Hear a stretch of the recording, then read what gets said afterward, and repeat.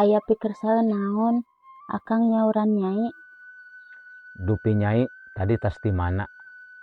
Tadi teh Nyai ti warung Usen, Kang. Manawi aya naon ka warung Usen? Eta, Kang. Nyai teh tos ngagaleuh mie instan, Kang. Nyai. Kapan akang geus ngomong sabarakali?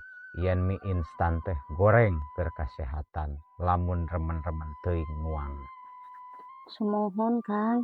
Daripada Nyai masak mie instan, mending keneh ngala daun sampe. Tuh pipir giring, aya. Tuluy digodog, tuluy coya sambal, matak sehat kana awak. Kawit nama Nyai ge moal, Kang. Tapi ningali Bu RT nuang mie instan.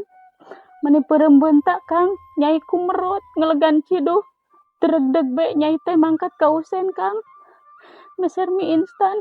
Berarti Nyai hianat. Karena naon nunggus diamanatkeun ku akang. Nyai neda dihapunten, Kang. Kana naon sadaya kelepatan Nyai. Nya geus lah. Nunggus manggeus. Ulah dibalikan deui. Ulah jadi pikiran. Nu penting mah dina danget ayeuna Nyai balik deui jeung ka warung Usen. Abi kudu ngauihkeun mie instan nu tos katuang, Kang, atanapi kedah kumaha. Meser sabungkus mie instan. Dirasa-rasa asa kabita akang oge asa manis sumbrah.